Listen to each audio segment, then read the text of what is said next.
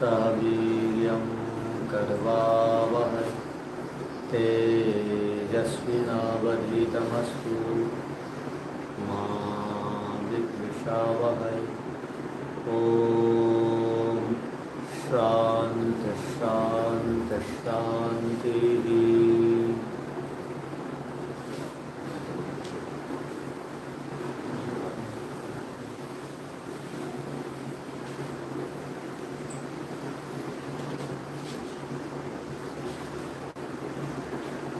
न्याय दर्शन में प्रथम अध्याय के प्रथमान्निक के अब तक 15 सूत्रों पर विचार हम कर चुके हैं।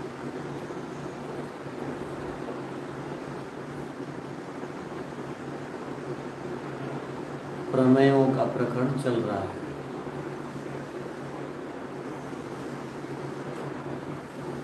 प्रमेय पदार्थों का नाम है और प्रमेयों के लक्षणों को हम पढ़ रहे हैं। लक्षणों से उन पदार्थों का ठीक ठीक ज्ञान बोध हो जाता है।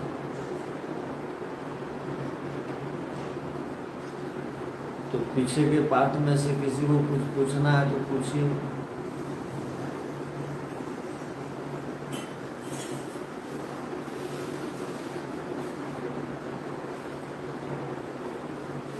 सबको पाठ समझ में आ गया? जी नमस्ते। हाँ। ये जो 15वीं की भाष्य की अंतिम लाइन है ना, प्रमेय लक्षणार्थस्य वाक्यस्यान् ये इतना अच्छे से समझ में नहीं आया और इसको लिखने का तरीका भी समझ में नहीं आया।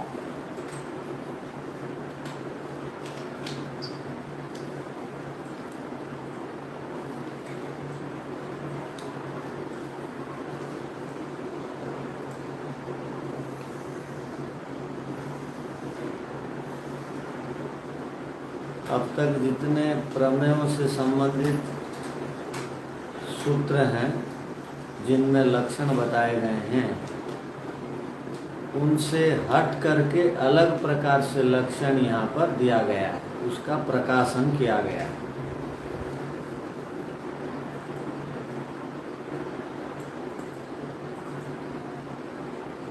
केवल लक्षण एक प्रकार से ही नहीं किया जाता, अलग अलग प्रकार से लक्षण किए जाते हैं। सब शब्द धातु प्रत्यय से सिद्ध होते हैं तो बहुतों को कह दिया जाता है कि व्युत्पत्ति क्रम से हुआ। तो अब तक जितने लक्षण आए व्युत्पत्ति क्रम वाले हो गए लक्षण। तो कल भी प्रश्न था, व्युत्पत्ति क्रम से वो इच्छा द्वेष प्रयत्न सुख दुख ज्ञान कैसा होगा? वहां तो व्युत्पत्ति के समान नहीं लग रहा है।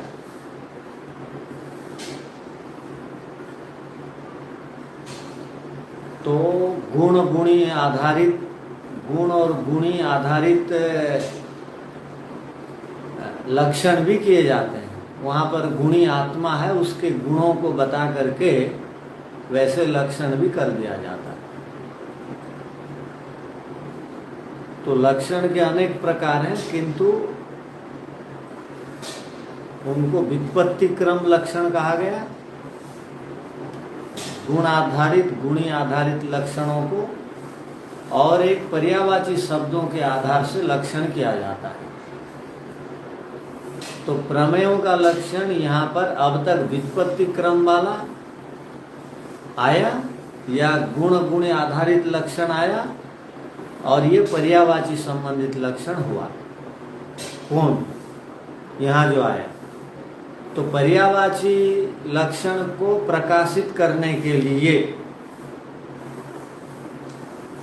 और शब्द में अर्थ बताने का सामर्थ्य है, उसकी सिद्धि के लिए यहाँ पर बाकी लक्षणों से हट करके अलग प्रकार से लक्षण किया गया है। क्या नहीं समझ में आया? उसके बाद ठीक है जी। तो नमस्ते आचार्य जी। हाँ जी। ये उपपत्ति सामर्थ्यात जो शब्द है, उपपत्ति सामर्थ्यात, हाँ, उसका अर्थ उपपत्ति का अर्थ सिद्ध होता है, सिद्ध होने का सामर्थ्य है। धन्यवाद। हाँ। या बाकियों का खंडन हो गया, उसका उपपत्ति का अर्थ खंडन भी होता है और सिद्ध भी होता है। उपपत्ति सामर्थ्यात का दूसरा अर्थ क्या होगा? सब प्रमेय द्रव्यों के लक्षण को बताते हैं। सब प्रमेय द्रव्य वाले हैं, किंतु ज्ञान उनसे अलग है। ज्ञान द्रव्य नहीं है, गुण है, तथापि उसको यहाँ सिद्ध किया गया है। अर्थात प्रत्येक शब्द में अर्थ बताने का सामर्थ्य है। आप नहीं समझते हैं, इसका मतलब उसमें अर्थ नहीं है, ऐसा नहीं। अब कोई छोटा सा बालक है, उसको आप बोलेंगे पानी ला, तो वो तो पानी शब्द और अर्थ का संबंध नहीं बनाया है, वो नहीं जानेगा। तो इसका मतलब ये नहीं है पानी में अर्थ नहीं है, पानी शब्द है। तो धीरे धीरे प्रयोग करके स्मृति में वो बात जब संस्कार बन के रह जाती हैं, तब हमको वो बातें आगे चल करके समझ में आती हैं। शब्दार्थ संबंध और लिंग लिंगी संबंध और जितनी भी स्मृतियां हैं वो संस्कारों के कारण और आत्मा और इंद्रियों के मन के संयोग के कारण से ही संभव है स्मृति, न तो नहीं।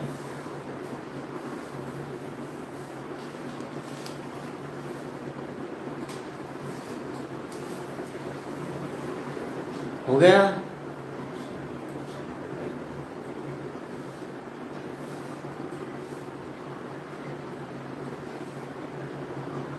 अब आगे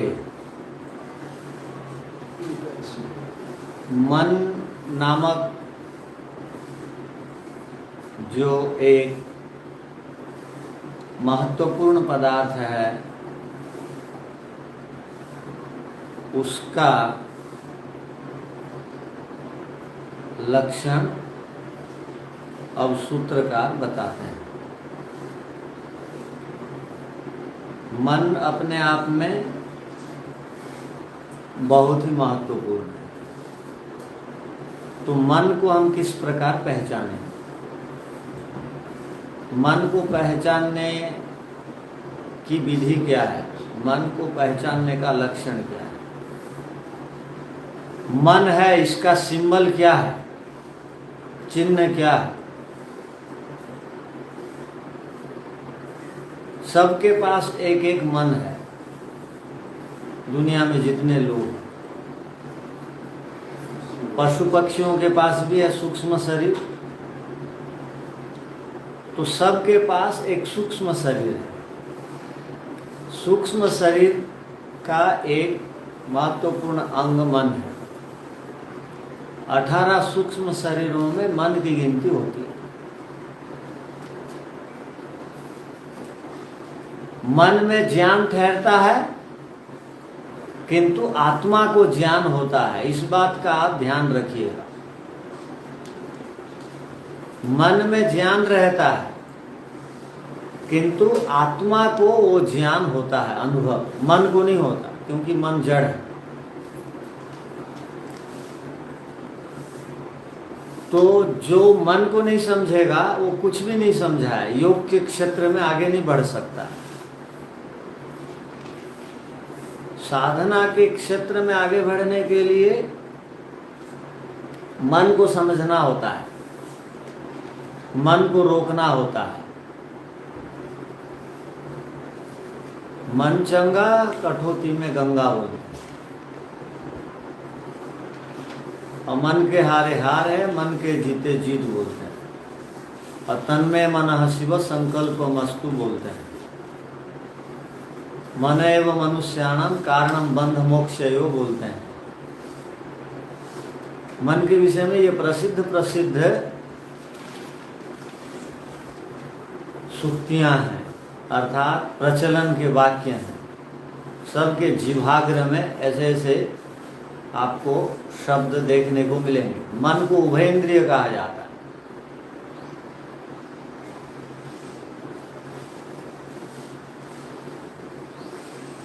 मन को सुख दुख का अनुभव करने वाला बताया जाता है।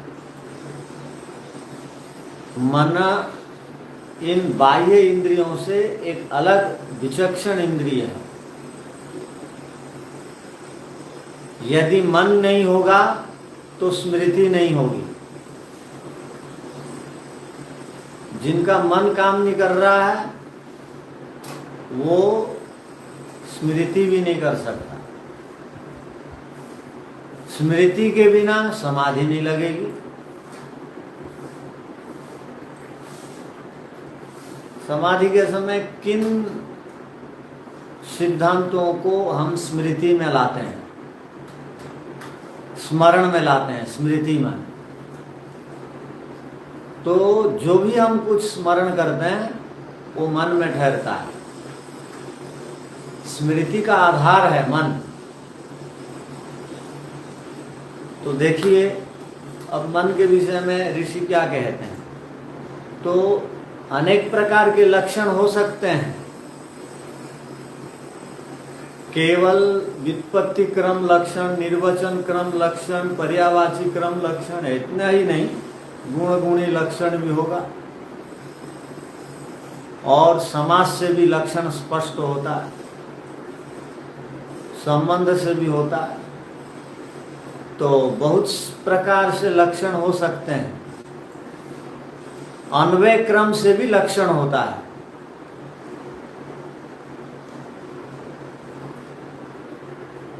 अन्वय क्रम से भी लक्षण होता है, ध्यान रखिए। अन्वय बोल रहा हूं। नए समास से भी लक्षण होता है। समास वाला बोला ना लक्षण, नए समास से भी लक्षण होता है, अर्थात परिभाषाएं की जाती हैं। परिभाषाएं नए समासांत भी होती हैं, नए समास वाली। जैसे यहाँ पर देखिए लक्षण में क्या कहा गया, नए समास वाला लक्षण यहाँ दिया गया। सूत्र 16वां देखिए, युगपच ज्ञान अनुत्पत्तिर मनसो लिंगम। अनुत्पत्ति है, न उत्पत्ति, अनुत्पत्ति। यहाँ नए समास है। उत्पत्ति में नए समास करेंगे, उत्पन्न नहीं होता है। उत्पन्न होता है को बोलेंगे उत्पद्यते, जायते बोलेंगे। और उत्पन्न नहीं होता है को क्या बोलेंगे, अनुत्पत्ति। तो उत्पत्ति ही अनुत्पत्ति ही। उत्पन्न होना, उत्पन्न न होना। उत्पन्न न होना ये नए समास से भी लक्षण कर दिया गया। मन को समझने के लिए हम नए समास का प्रयोग किया गया। मन किसे कहते हैं तो कहा युगपद। वो ज्ञा है बोल करके त को ज हो गया है संधि नियम से। अगर अलग लिखें तो क्या होगा, युगपत या युगपद द त। तो युगपद माने एक साथ, युगपद माने एक साथ। ज्ञान माने बोध, ज्ञान माने जानना, ज्ञान माने उपलब्धि। न्याय की भाषा में ज्ञान माने बुद्धि। आप ज्ञान को बुद्धि कहो चाहे उपलब्धि कहो, अनर्थांतरम, अर्थ में भेद नहीं होगा। पीछे का सूत्र को ध्यान रखिएगा। तो यहां पर क्या कहा, एक साथ ज्ञानों की उत्पत्ति न होने से आप मन को जान सकते हैं। एक साथ अनेक ज्ञान उत्पन्न नहीं होते हैं। तो इससे ये पता चलता है कि मन नामक एक विशेष स्वतंत्र करण है जो एक साथ अनेक ज्ञानों को उत्पन्न करने नहीं देता है। यदि मन नहीं होता, मान लिया जाए यदि मन नहीं होता, थोड़ी देर के लिए मान लेंगे, तो आत्मा के साथ सीधे सीधे ये पांचों ज्ञानेंद्रियां जुड़ जाती और जुड़ करके आत्मा को पांचों ज्ञानेंद्रियों का ज्ञान एक साथ हो जाता। एक साथ हो जाता तो बहुत गड़बड़ होता। एक साथ पांचों ज्ञानेंद्रियों का ज्ञान हो जाएगा तो गड़बड़ होगा। एक के पीछे लगने से सफलता मिलती है, सब काम एक साथ चालू करने से क्या होता है, सफलता मिलेगी। आप देखना, आप अब ध्यान से पढ़ रहे हैं, घर में बैठे हैं पढ़ रहे हैं, सब लोग घर में तो हैं, और जो साधक नहीं होगा वानप्रस्थ आश्रम को भी घर जैसा रख देगा, वहां भी फ्रिज कूलर एसी लगा देगा, ठाट बाट से रहेगा। तो मान लीजिए आप पढ़ रहे हैं ध्यान से, अब आप का मन जो है पढ़ने में लगा है पढ़ने में। अब अचानक एक जोर की आवाज आई। अब मन जो है उस कर्णेंद्रिय से जुड़ करके आवाज को ग्रहण किया, आवाज को कर्णेंद्रिय ने ग्रहण की। अब जो आप पढ़ने में मन लगाए थे वो पढ़ने का विषय उतने देर के लिए रुक गया, अर्थात उस ज्ञान से वंचित हो गए। अब दोबारा बोलेंगे, और एक बार बताइए ना।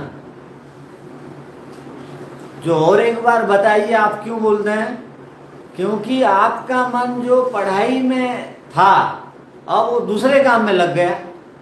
मन का स्वभाव है एक समय वो मन एक ही इंद्रिय के साथ जुड़ करके एक ही प्रकार का ज्ञान प्राप्त करता है। अब आपकी आंख खुली है, साधक आदमी आंख खोल करके भी साधना करते हैं। आप जा रहे हैं आ रहे हैं, वहां पर आप जा रहे हैं आ रहे हैं तो भी उसको आपका देह नहीं दिखाई देता। ट्रेन में बैठ करके साधना करते हैं तो ट्रेन की आवाज उनको नहीं जाती है। क्यों? उनका मन और कहीं लगा हुआ है।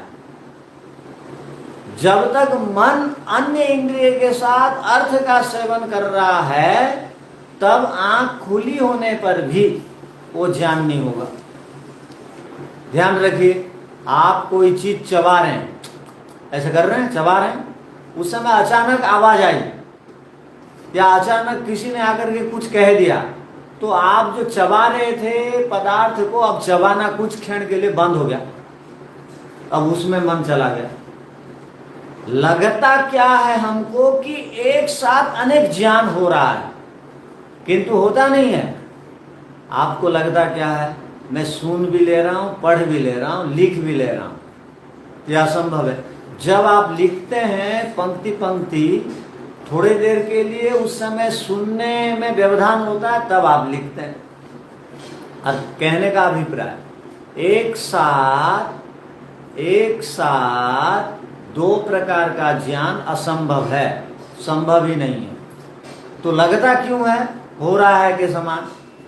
लगता इसलिए है कि जल्दी जल्दी से क्रियाएं हो रही हैं, तो लग रहा है कि एक साथ अनेक ज्ञान हो रहे हैं।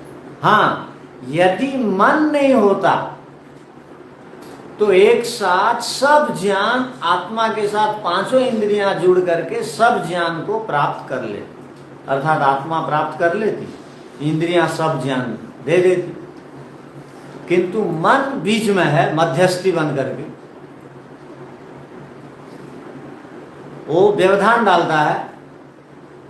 वो बोलता है एक साथ तो होगा नहीं, मेरे को इसलिए ईश्वर मन को बना करके मुझे दे रखे हैं। अर्थात मन का कहना है कि आत्मा को अपवर्ग दिलाने के लिए ईश्वर ने मुझे भेजा है, मैं आत्मा का सबसे सच्चा और प्रिय मित्र हूं। जब तक आत्मा नासमझ है, अविद्या से युक्त है, स्वाध्याय आदि से रहित है, तब गलत कामों में मन को लगाता है। किंतु यही आत्मा जब समझदार है, हो जाता है, अर्थात विद्या प्रिय हो जाता है, तब यही साधना में मन को लगाता।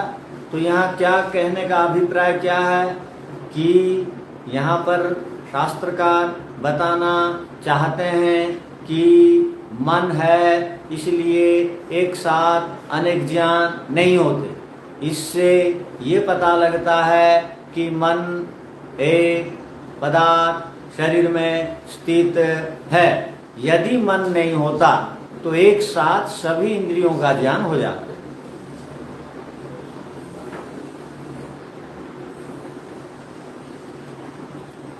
किसको क्या नहीं समझ में आया?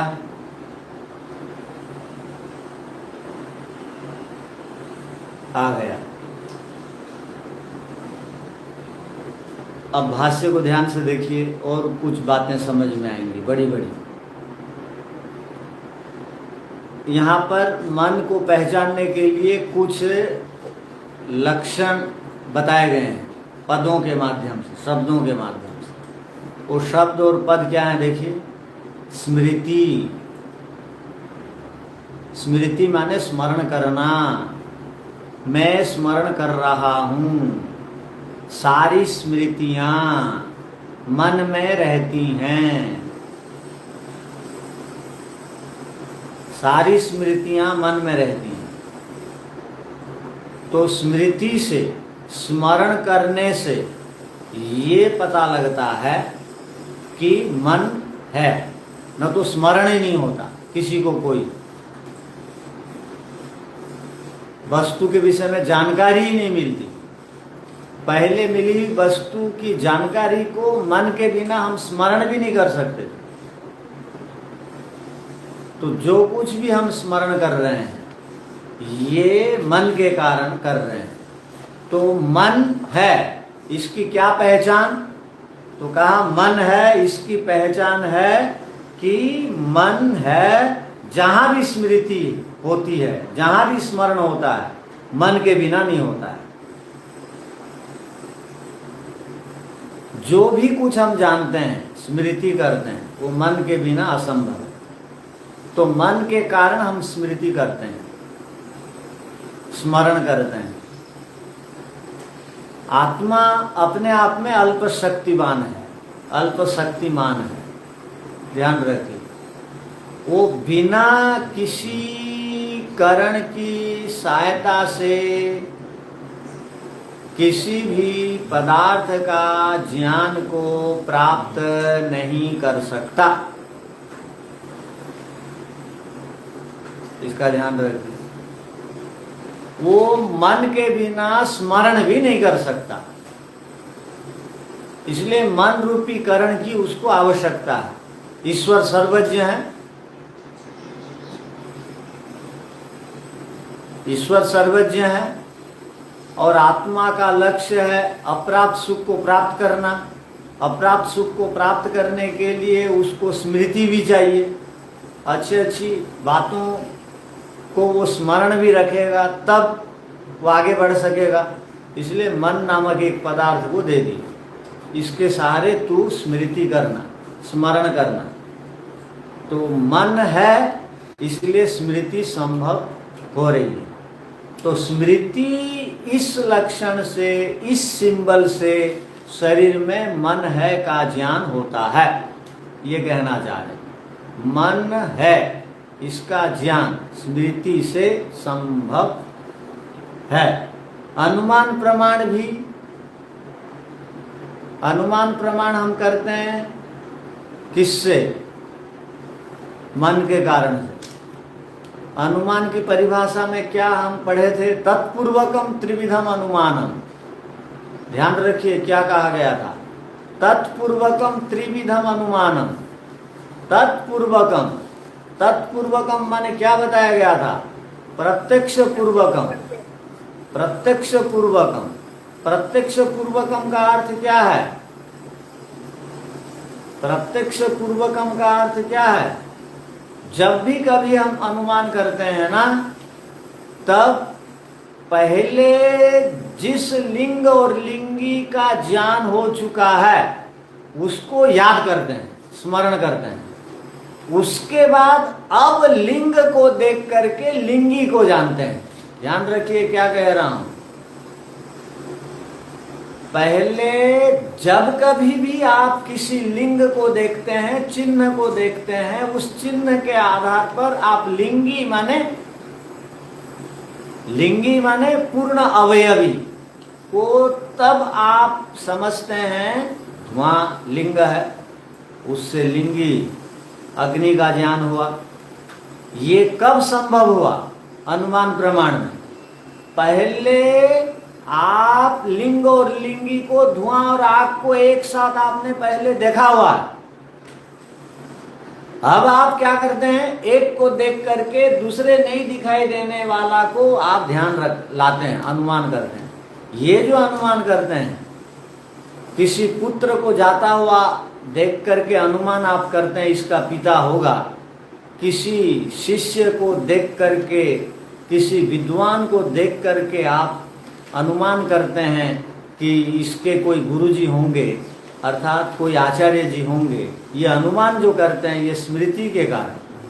स्मृति अनुमान में कारण है, और अनुमान तब संभव होता है जब मन होगा। जितने भी अनुमान से संबंधित स्मृतियां हैं सब मन में रहती।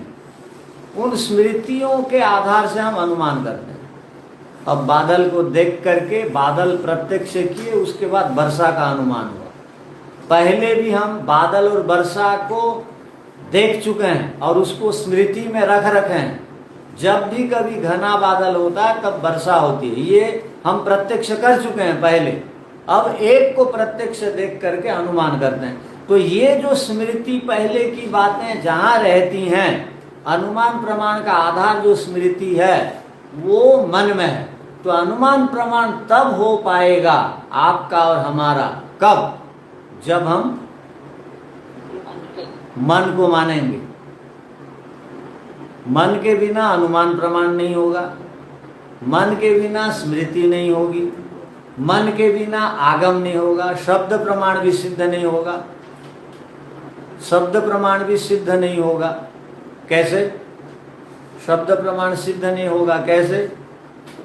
गायत्री मंत्र को पढ़ने से सारे कलमश दूर हो जाते हैं, आपने सुना, और पहले आपने इससे संबंधित ज्ञान को जानते हैं कि शब्द और अर्थ संबंध को आप पहले से जानते हैं। अच्छा, गायत्री मंत्र में जो भूः भुवः स्वः है, इस शब्द का ये अर्थ है, ये शब्द का ये अर्थ है।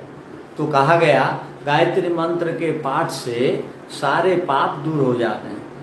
तो आप पाप दूर हो जाते हैं, इसको स्मृति में लाए। क्यों होते हैं दूर? क्योंकि स्वयं ईश्वर की जो उपासना कर रहे हैं जिन शब्दों का, उस शब्द का ये अर्थ है। तो ये जो आगम शब्द प्रमाण की बातें वो भी मन में ठहरती हैं, वो आपको बार बार वो बातें याद दिलाती हैं। वो मन के कारण आगम प्रमाण ठहरा, मन के कारण अनुमान प्रमाण हुआ, मन के कारण स्मृति हुई, मन के कारण संशय हुआ। ये जो संशय होता है, बिना मन का संशय भी नहीं होता है। कैसे? अब आपका संशय है कि आत्मा साकार है या निराकार, आपका संशय है ईश्वर निराकार है या साकार है।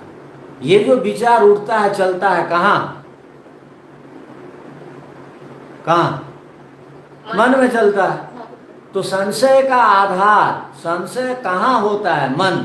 तो संशय होता हुआ देख करके मन को पहचानो कहा, आगम प्रमाण होता हुआ देख करके मन को पहचानो कहा। अनुमान को देख करके मन को जानो कहा, और स्मृति को देख करके मन को जानो कहा। प्रतिभा, प्रतिभा, प्रतिभा माने क्या? अत्यधिक मेधावी, बुद्धिमान, प्रतिभावान। सबका शरीर समान है, सबकी आत्माएं समान है, किंतु सबका मन में अलग अलग ज्ञान है। इसलिए एक आदमी बचपन से अष्टाध्यायी याद कर ले रहा है, उसका शरीर आपका शरीर भी तो समान है, उसकी आत्मा आपकी आत्मा भी तो समान है, किंतु मन में पिछले जन्म का जो प्रारब्ध है, वो प्रारब्ध और इस जन्म का सामान्य पुरुषार्थ दोनों जब मिल जाते हैं तब क्या होता है? वो प्रतिभा जो ठहरी हुई है मन के अंदर, वो उद्घाटित होती है, प्रकाशित होती है। तो एक बच्चा भी बचपन से अष्टाध्यायी कर लेता है, और अब हम वृद्ध होते तक नहीं कर पाते हैं। क्यों? अब बताना, हम क्यों नहीं कर पाते? प्रतिभा नहीं है, अच्छे से संस्कार भी नहीं, संस्कार पुरुषार्थ अपेक्षित पुरुषार्थ भी नहीं। हाँ, चलो, पिछले जन्म का प्रारब्ध नहीं था, इस बात का आप ध्यान रखना कि पिछले जन्म का प्रारब्ध नहीं होगा और इस जन्म का अखंड पुरुषार्थ नहीं होगा, तो कोई भी विद्वान, कोई भी शास्त्र में निपुण, कोई भी आदमी आगे बढ़ने वाला नहीं हो सकता, संभव ही नहीं है। हाँ, कहते हैं कि पिछले जन्म का प्रारब्ध नहीं होने पर भी, क्या महर्षि दयानंद जी को किसी ने पूछा प्रारब्ध बड़ा है कि पुरुषार्थ बड़ा है, बलवान कौन है? तो महर्षि दयानंद जी ने कहा बलवान है पुरुषार्थ। प्रारब्ध गड़बड़ है किंतु पुरुषार्थ अखंड है, तो भी एक आदमी 70 साल में भी अष्टाध्यायी याद कर सकता है। किसी को 70 साल थोड़ी, आप में से एक दो को छोड़ दें अष्टाध्यायी कर सकते हैं, इसका मतलब। अरे न्याय दर्शन के सूत्र तो याद कर सकते हैं। तो क्या कहा? अखंड पुरुषार्थ से सब संभव है। माने प्रारब्ध को भी दबा करके, पुरुषार्थ को बढ़ा करके एक आदमी अपनी प्रतिभा को प्रकट कर सकता है। तो पिछले जन्म की सारी प्रतिभा, पिछले जन्म के सारे संस्कार के रूप में किए गए पुरुषार्थ इस जन्म में भी काम में आते हैं, कहने का अभिप्राय यही है। और मान लीजिए पिछले जन्म का अत्यधिक उत्तम प्रारब्ध किसी का है, बहुत अधिक प्रारब्ध किसी का है, तो इस जन्म में उसको कम पढ़ने के लिए, लिखने के लिए समय देना पड़ेगा, तो भी नियमित पढ़ने और लिखने वालों से वो आगे बढ़ जाएगा। और पिछले जन्म का प्रारब्ध नहीं है, इस जन्म में जीवन भर शास्त्र पढ़ने पर भी संक्षिप्त पुरुषार्थ से आगे नहीं बढ़ पाएगा। आप भी तो बोलते हैं कई बार, सांख्य दर्शन पढ़ लिया, योग दर्शन पढ़ लिया, वैशेषिक पढ़ लिया, न्याय पढ़ लिया, एक सूत्र बोलो, तो वहां पर पुरुषार्थ की कमी है, प्रचंड पुरुषार्थ की कमी है। तो कहने का मतलब प्रतिभा भी ठहरती है मन में, प्रतिभा से पता लगता है कि मन है, संशय से पता लगता है कि मन है, स्वप्न से भी पता लगता है मन है। रात को तो आप सो जाते हैं आंख बंद करके, तो भी तो दृश्य पदार्थ दिखाई देते हैं, स्वप्न में दिखाई देते हैं या नहीं? दृश्य पदार्थों का ज्ञान होता है या नहीं? तो क्यों होता है? आंख तो बंद है, इसलिए होता है कि मन में वो संस्कार के रूप में वो जमा है, वो ज्ञान, स्वप्न से संबंधित ज्ञान जो स्वप्न में आता है, वो सो जाने के बाद चलता है गाढ़ी नींद के अभाव में। आगे देखिए, स्वप्न ज्ञान हो गया, उसके बाद ऊहा, ऊहा माने विचार, विचार चलते रहता है, ऊहा पोह, ऐसा करना चाहिए कि नहीं करना चाहिए, ये जो ऊहापोह चलता है कहाँ पर? ऊहा माने विचार, कहाँ पर? मन में। सुखादि प्रत्यक्षम, सुख आदि का प्रत्यक्ष कहाँ होता है? तो कहा मन में। सुख दुख का प्रत्यक्ष इंद्रियों से नहीं हो सकता, उसका प्रत्यक्ष मन से होता है। सुखादि का मतलब सुख दुख। और इच्छादयश्च, इच्छा द्वेष आदि ये भी कहाँ होते हैं? मन में। मनसो लिंगानि, इन सब लक्षणों से पता लगता है कि मन नामक कोई एक पदार्थ है जो कि इन सब को अपने पास रखता है, अर्थात ये सारे लक्षण उसके अंदर ठहरते हैं। कुछ अंदर भी ठहरते हैं, कुछ बाहर से भी लक्षण बताते हैं। सब लक्षण अंदर के नहीं होते हैं, बाहर से आते जाते हैं, उनको भी लक्षण कहा जाता है। तो मनसो लिंगानि, ये मन के लिंग हैं, पहचान है, चिन्ह है। तेसु सत्सु यम अपि, तेसु माने इन सब लक्षणों में ये एक विशेष लक्षण भी मन का है। ये सारे लक्षण जितने बताए गए कितने हो गए? स्मृति 1, अनुमान 2, आगम 3, संशय 4, प्रतिभा 5, स्वप्न 6, स्वप्न ज्ञान मिला देंगे 6, ऊहा 7, सुखादि 8 और इच्छादय 9, 10, 11, 12 कितने हो गए? ये सारे तो लक्षण मन के हैं, किंतु इन सब लक्षणों में सत्सु, तेसु माने उन सब लक्षणों में, सत्सु उन सब विद्यमान लक्षणों में से ये भी एक विशेष लक्षण है, यमपि, ये भी एक विशेष है। कौन सा? अब सूत्र बोलेगा कौन सा? तो ये लक्षण कौन सा लक्षण माना जाएगा?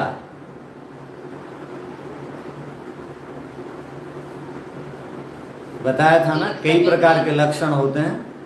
आपने समास बताया। हाँ, तो क्या कौन सा समास बोला गया?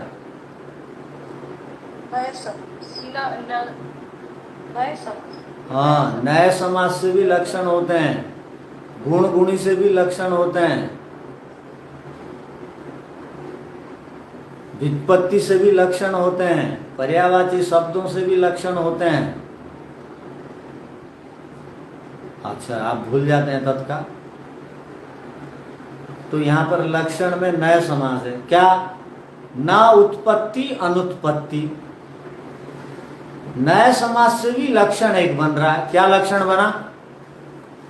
देखिए, एक साथ दो ज्ञानों का ना होना, एक साथ दो ज्ञानों की उत्पत्ति जिसके कारण से नहीं होती उसको मन कहते हैं। मन का क्या लक्षण है? जहां एक साथ अनेक ज्ञान नहीं होते, इससे मन है, इसका ज्ञान होता है, इसकी पहचान होती है, इसका चिन्ह ये है, इसका ये सिंबल है। मन यदि नहीं होता शरीर में तो एक साथ सब इंद्रियां आत्मा के साथ जुड़ जाती और सब ज्ञान एक साथ कर देती।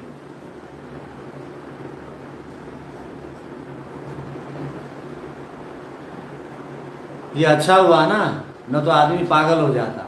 अब खाने का सोचा था, पीने की बात आ गई, पीने का सोचा था, कोई कुछ बोल दिया, क्या से क्या हो जाता हो।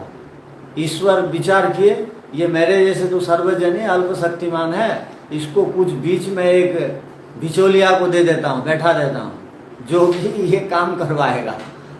तो बीच में मन नामक बिचौलिया को बैठा दिए, बोले सुन, तू इससे ये मनमानी करेगा, चंचल है, किंतु मत करने देना,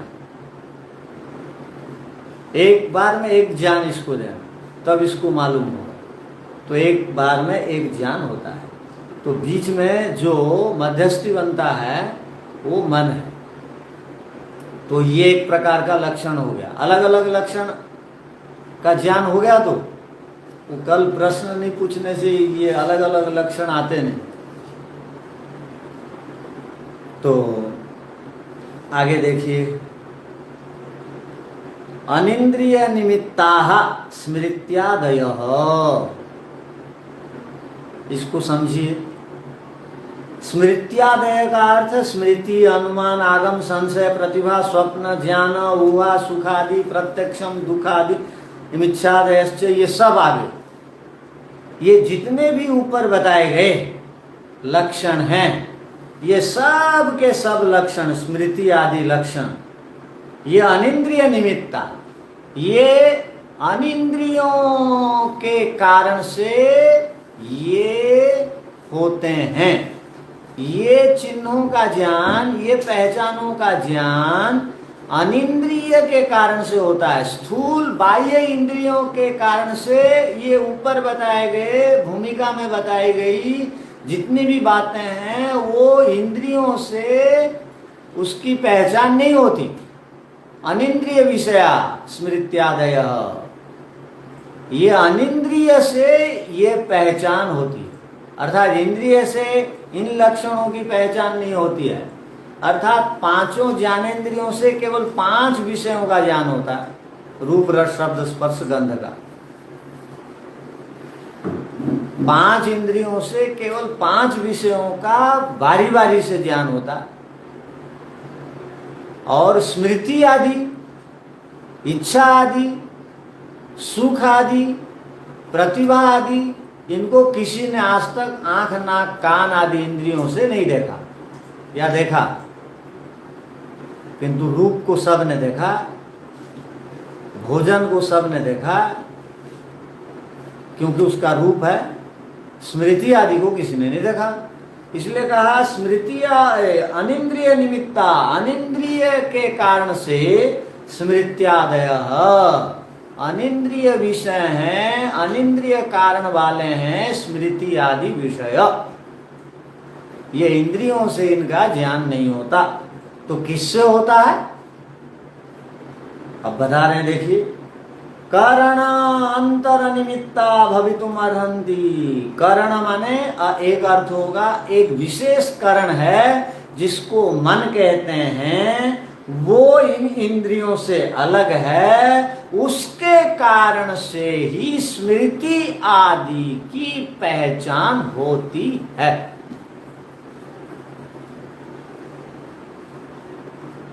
अर्थ को आप लोगों ने लिख लिया?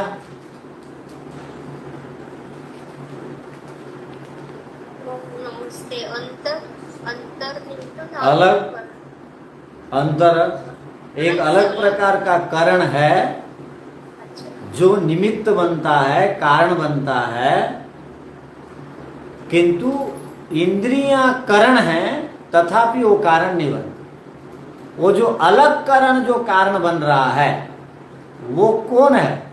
वो कारण मन है। यहाँ कारण का अर्थ मन आप ले सकते हैं।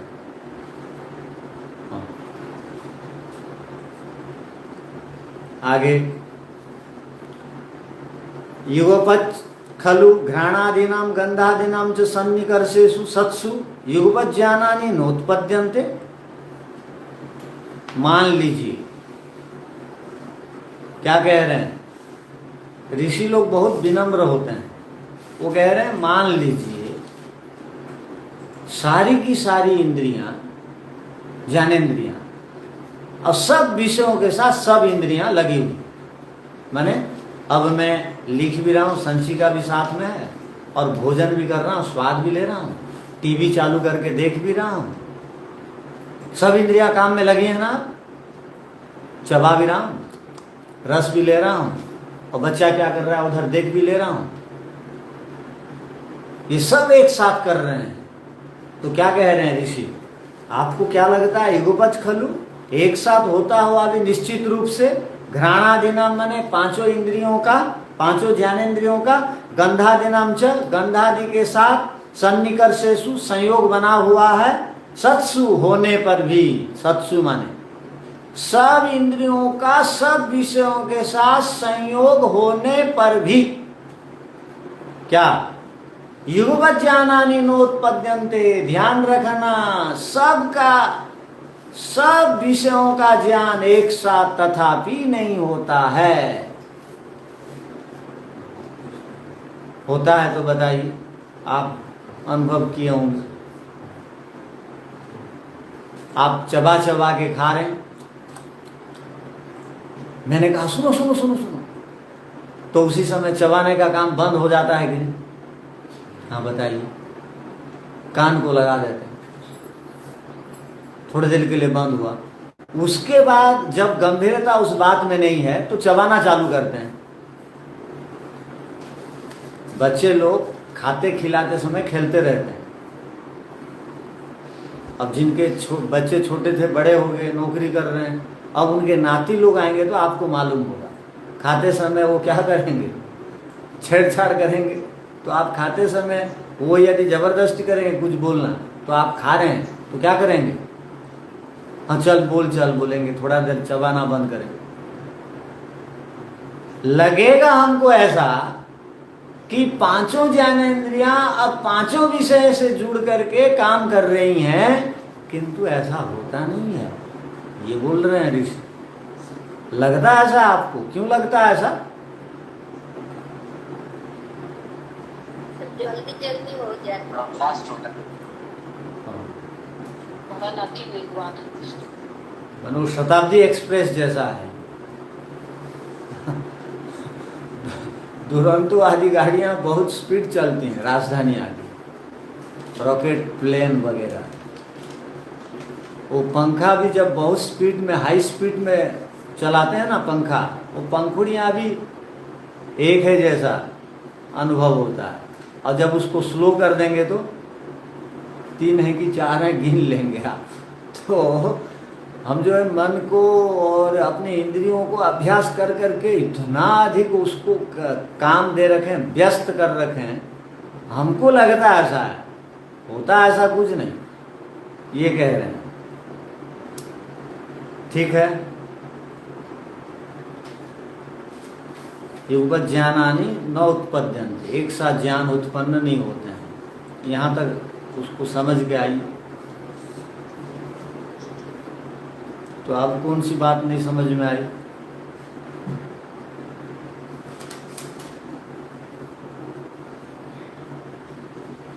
आपके पास जो मन है, वो मन का स्वरूप क्या है मालूम हुआ?